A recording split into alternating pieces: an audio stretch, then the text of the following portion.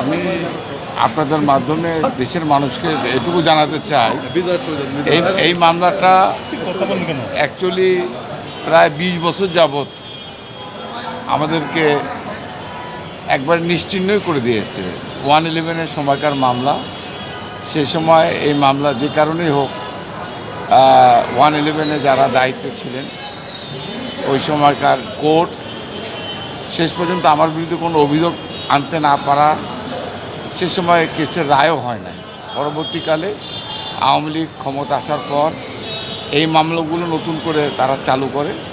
এই দীর্ঘ আওয়ামী লীগের প্রায় 16 বছর প্রায়, এই 16 বছর তারা আমাদের টাকা পয়সা, আপনারা তো জানেন যে টেলিভিশন পত্রিকা দেখেন, একজন আওয়ামী লীগের কর্মীর ওই বিছানার তলে 50 কোটি টাকার এফডিআর, একজন আওয়ামী লীগের ওয়ার্ড পর্যায়ের নেতার সিন্ধুকের মধ্যে 100 কোটি টাকা।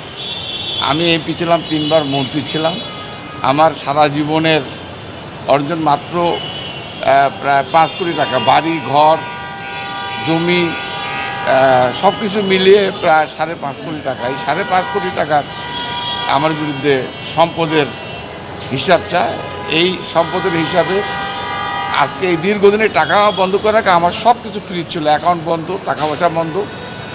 মোট কথা এই 20 বছর যাবৎ আমাদের উপর ইনজাস্টিস হয়েছে। আমরা আশা করি যে 5ই আগস্টের পর আজকে বিচার এবং আইন স্বাধীনতা পেয়েছে, যার জন্য আজকে আমি জাস্টিস পেয়েছি। এই জন্য সরকার এবং যারা আজকে দায়িত্ব পালন করছে স্বাধীনভাবে, আমি আমার পরিবারের পক্ষ থেকে, আমার রাজনৈতিক দলের পক্ষ থেকে তাদেরকে আমি কৃতজ্ঞতা জানাচ্ছি। এবং আমার যে সমস্ত আইনজীবী যারা এই দীর্ঘ 20 বছর যাবৎ আমাকে বা আমাদেরকে সহযোগিতা করেছেন, আমি তাদের কাছে কৃতজ্ঞ। আমি মহান আল্লাহ তাআলার কাছে কৃতজ্ঞ, যেহেতু অন্যায় করিনি, এই জন্য আল্লাহ আমার সহায় হয়েছে। আমাদের বিচার প্রার্থী জনাব রুহুল কুদ্দুস তালুকদার দুলু বলছেন, ইনফ্যাক্ট 2007 সালে তৎকালীন বরি সরকার, সেনা সমর্থিত সরকার যখন রাষ্ট্রীয় ক্ষমতা নিয়েছেন, তখন মূলত বিএনপির সাবেক এমপি মন্ত্রী নেতা তাদের বিরুদ্ধে গুলি কল্পিত মামলা, ভিত্তিহীন মামলা ওনারা সমানে দায়ের করেছেন।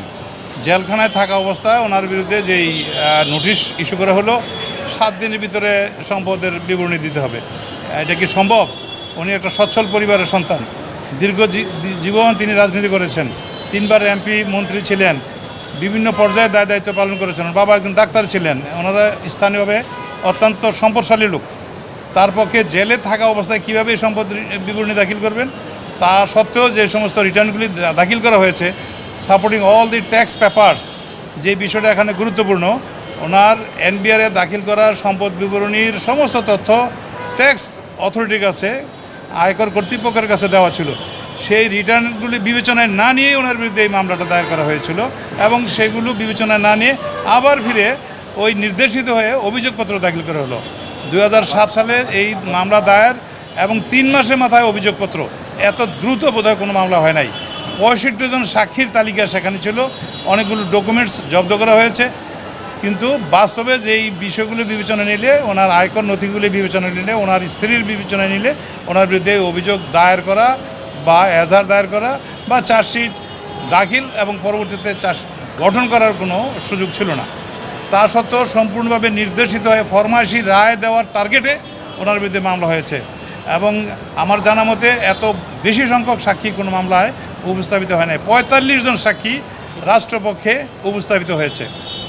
তো একটা পরিবর্তন আল্লাহর তরফ থেকে হয়েছে ছাত্র জনতার অভ্যুত্থানে। 5ই আগস্টের পরবর্তীতে বিচার ব্যবস্থা প্রভাব মুক্ত হয়ে কোনো রকম নির্দেশ প্রতিপালনে বাধ্য না থেকে আজকে একটা মোটামুটি গ্রহণযোগ্য অবস্থায় বিচার নিষ্পত্তিগুলি হচ্ছে।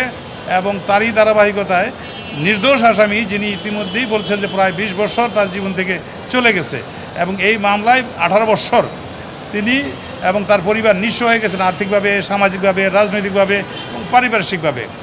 তো সেই অবস্থা থেকে আজকে উত্তরণ ঘটেছে, ন্যায় বিচার তিনি পেয়েছেন। বিচারকের প্রতি আমরা কৃতজ্ঞ, এবং স্বাভাবিকভাবেই ন্যায় বিচার এই দেশে আইন অনুযায়ী পরিচালিত হবে এবং প্রতিষ্ঠিত হবে। এইটাই হচ্ছে এই দেশের মানুষের কামনা। এবং আমরা বিশ্বাস করি আজকের এই মুহূর্ত থেকে আইনের যে পরিবর্তনগুলো হয়েছে বা আছে এটার যথাযথ প্রয়োগ যদি হয় তাহলে অকারণে হয়রানিমূলক মামলা হবে না এবং হয়রানির শিকার হবে না।